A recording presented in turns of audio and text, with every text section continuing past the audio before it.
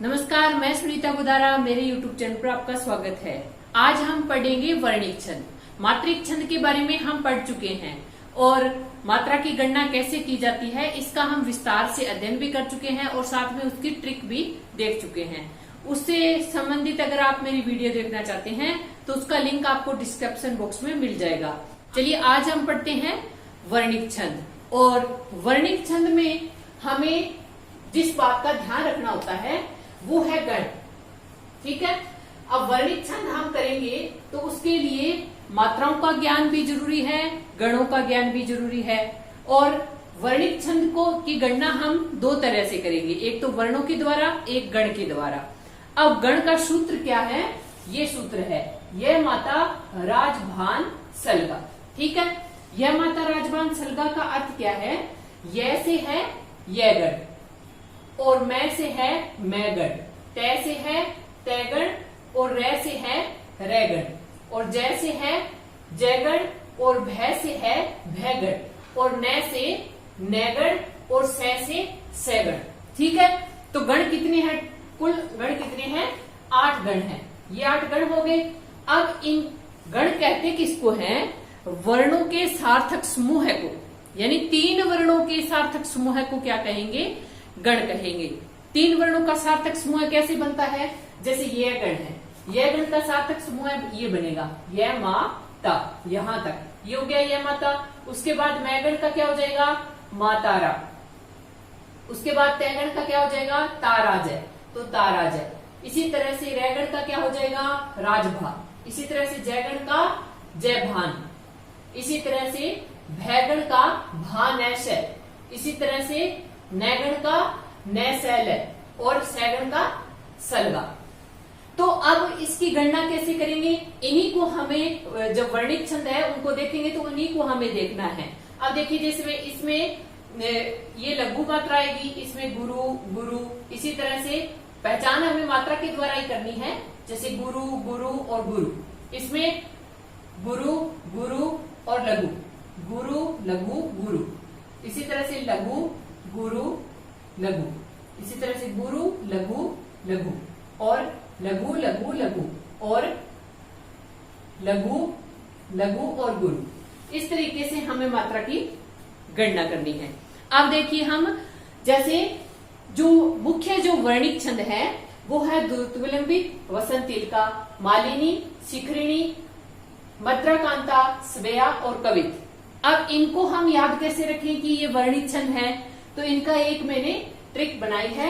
वो ट्रिक ये है कि सीमा ने वसंत में द्रुम पर कविता लिखी।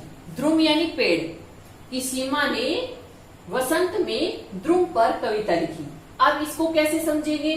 देखो, सी से है शिखरिणी। ठीक है, उसके बाद मैं माँ है तो माँ से है मालिनी। उसके बाद है वसंत। वसंत से हमें एक तो वसंतिल का देखना है और एक स्वेया छंद देखना है। ठीक है, ये जो शय आया है। उसके बाद में है द्रुम। द्रुम का क्या अर्थ है?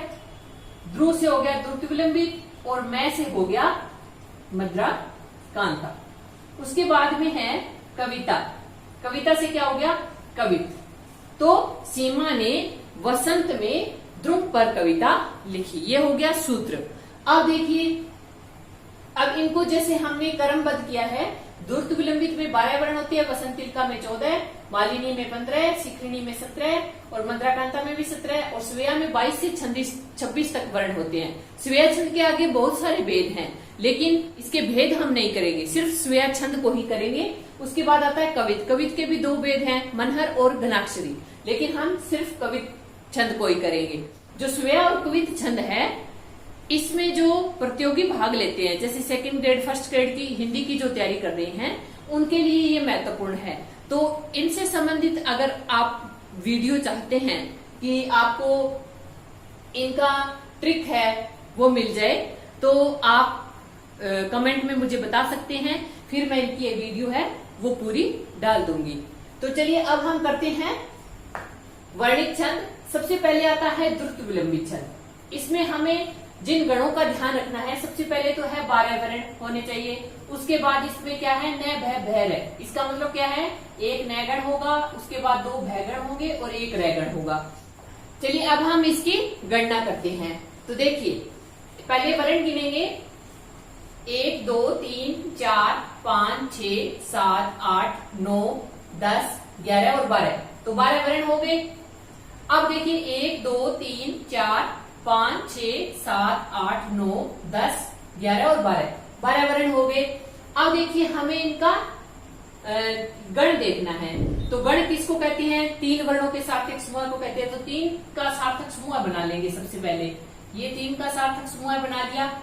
अब देखिए अब इसमें सबसे पहले क्या है, नैगण है। तो नैगण में क्या आता है, नसल। ये देखिए नसल, तो इसमें क्या है, ई छोटी की मात्रा है। ये देखिए ऐसे ही आ रहा है, गुरु गुरु। जब हम मात्रा देखेंगे तो हमें पता चल जाएगा, जैसे हमने ये मात्रा देख ली तो इसका मतलब हमें पता चल जाएगा कि इसमें नैगण है। उसके बाद में देखिए पहले गुरु, लघु और लघु, भान ऐसे, देखिए ये रहा भान ऐसे। इसमें देखिए क्या है, यही है गुरु लघु और लघु। उसके बाद है गुरु लघु लघु भानस। इसके बाद है बड़ी की मात्रा है, इसमें गुरु फिर लघु फिर गुरु, तो क्या है, रैगण है। रैगण में क्या आता है, राजभा। तो गुरु लघु गुरु, इसी तरह से गुरु लघु और गुरु। तो इस तरीके से हमें गणों की गणना करनी है। यानी इसमें 12 वर्ण है और न भय भय रै। उसके बाद आता है वसंतिल का। हम अकेले अगर वर्ण गिनेंगे तो जैसे मान लीजिए वसंतिल का, और इनमें तो ठीक है समझ में आ जाएगा, लेकिन जैसे शिखरणी और मत्राकांता दोनों ही 17 वर्ण के हैं, तो उसमें हमें गणों का ध्यान रखना पड़ेगा। तो हम करते हैं वसंतिल का छंद। इसमें 14 वर्ण है। उसके बाद 1 तैगण है, 1 बैगण है। उसके बाद 2 जयगण और 2 गुरु मात्रा है। तै भय 2 जय 2 गुरु। यानी इसका हम करेंगे तो 1 2 3 4 5 6 7 8 9 10 11 12 13 और 14। 1 2 3 4 5 6 7 8 9 10 11 12 13 और 14, तो 14 वर्ण हो गए। अब इनके जो गण हैं इनकी हम करते हैं। तो पहला तैगण है। तैगण से क्या होता है, ताराजय। तो ये देखिए इसमें भी यही आ रहा है, गुरु गुरु और लघु।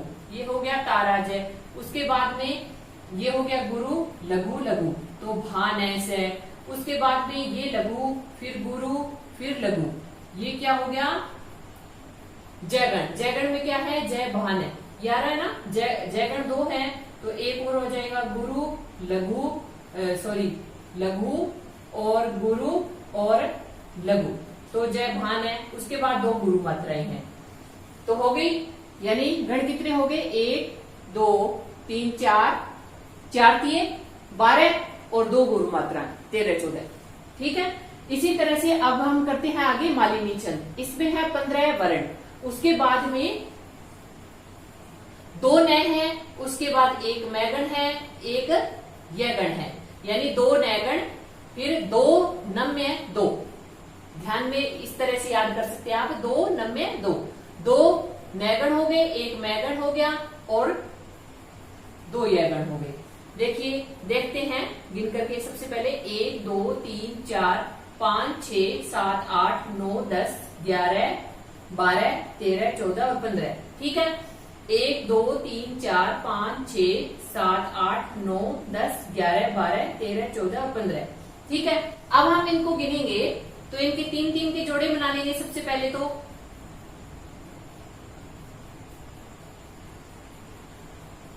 ये देखिए 3 5 15। अब हम इनके 3 के जोड़े तो बन गए। अब देखते हैं, जैसे इसमें 2 नैगण है, 1 मैगण है और 2 यगण है। तो सबसे पहले नैगण का देखते हैं। नसल, तीनों ही मात्राएं लघु होगी। उसके बाद में लघु लघु लघु, यानी 2 नैगण आ गए, नसल। उसके बाद में गुरु गुरु और गुरु, ये क्या है, मैगण है। मैगण में क्या होता है, मातारा, तीनों गुरु आती है। उसके बाद में है लघु, ये और गुरु और गुरु, तो ये क्या हो जाएगा, यगण। तो यगण में क्या होता है, यह माता, तो यह माता। उसके बाद में ये अगर दो हैं तो में लघु, गुरु और गुरु, तो दो यगण हो गए और दो नैगण हो गए, एक मैगण हो गया। अब हम करते हैं आगे शिखरिणी छंद। इसमें कितने वर्ण हैं? 17 वर्ण हैं, ठीक है। और इसमें एक यगण, एक मैगण, एक नैगण, एक सैगण, एक भयगण और एक लघु और एक गुरु आएगा लास्ट में, यानी एक लघु मात्रा आएगी, एक गुरु मात्रा आएगी। तो चलिए सबसे पहले हम वर्णों की गणना करते हैं। 1 2 3 4, आधा वर्ण है वो नहीं गिनना, 5 6 7 8 9 10 11 12 13 14 15 16 और 17, ठीक है। अब हम करते हैं इसकी मात्रा की गणना। तो सबसे पहले हम इनके जोड़े बना लेंगे। 3 3 के जोड़े बनाने हैं। ये बन गए, उसके बाद ये बन गया, उसके बाद ये बन गया, उसके बाद ये बन गया और उसके बाद ये लघु और ये गुरु, यानी लास्ट में क्या कहा है? एक लघु आएगा, एक गुरु आएगा, तो ये आ गया। अब देखिए इसमें हम मात्रा की गणना करते हैं। तो देखिए लघु, गुरु और गुरु क्या है? सबसे पहले यह माता, तो यह माता में ये आता है। उसके बाद में गुरु गुरु गुरु, बाद में क्या है? मैगण है तो माता रा गुरु गुरु आ गया। उसके बाद में लघु लघु लघु, नस्ल है तो तीनों ही लघु आएगी। उसके बाद में लघु लघु और गुरु क्या है? सलगा है तो उसमें लघु लघु और गुरु। उसके बाद में गुरु लघु और लघु, लास्ट में क्या है? भैगण है तो ये आ गया भा न से। उसके बाद में लघु गुरु आ गया। इसी तरह से आगे है मद्राक्रांता। इसमें भी 17 वर्ण है, लेकिन इसमें कौन से गण आएंगे? एक मैगण है, उसके बाद भैगण है, उसके बाद नैगण है, उसके बाद तैगण है, यानी इसमें 2 तैगण है, उसके बाद 2 गुरु है। तो देखिए जैसे 1 2 3 4 और 2 तैगण है तो 5 हो गए, 5 3 15 और 2 गुरु वर्ण 16 17। तो इस तरीके से हमें गणना करनी है। तो 1 2 3 4 5 6 7 8 9 10 11 12 13 14 15 16 और 17। अब इसकी गणना हम करेंगे तो 3 3 के सबसे पहले जोड़े बना लेंगे। जोड़े बना लिए, ये देखिए। अब इसमें 2 गुरु मात्राएं बता रहा है लास्ट में, तो 2 गुरु मात्राएं आ रही है। बड़ा ऊ है और ए है तो गुरु गुरु। अब इनकी गणना करते हैं। तो गुरु गुरु और गुरु, सबसे पहले क्या है? मैगण है तो मातारा, उसके बाद भैगण है तो भानस, तो गुरु लघु लघु आ गया भानस। उसके बाद में है नैगण। नैगण में क्या आएगा? लघु लघु और लघु। उसके बाद है तैगण। तैगण 2 हैं तो गुरु गुरु और लघु क्या है? ता राज है। इसी तरह से आगे आ जाएगा गुरु गुरु और लघु। तो इस तरीके से हमें गणों की गणना करनी है और वर्णों को भी गिनना है। उसके बाद आता है स्वेच्छंद। स्वेच्छंद के मैंने कहा था बहुत सारे भेद हैं, लेकिन हम सिर्फ स्वेच्छंद करेंगे। तो स्वेच्छंद में 22 से 26 तक वर्ण आ सकते हैं, वो स्वेच्छंद ही होता है। 22 से लेकर 23 भी आ सकते हैं, 24 भी आ सकते हैं, 25 भी या 26 भी। तो चलिए हम गिनते हैं कि इसमें कितने वर्ण हैं। 1 2 3 4 5 6 7 8 9 10 11 12 13 14 15 16 17 18 19 20 21 22 और 23। अब इसमें 23 वर्ण हैं। तो पहले हम इसके 3 3 के जोड़े बना लेंगे। ये देखिए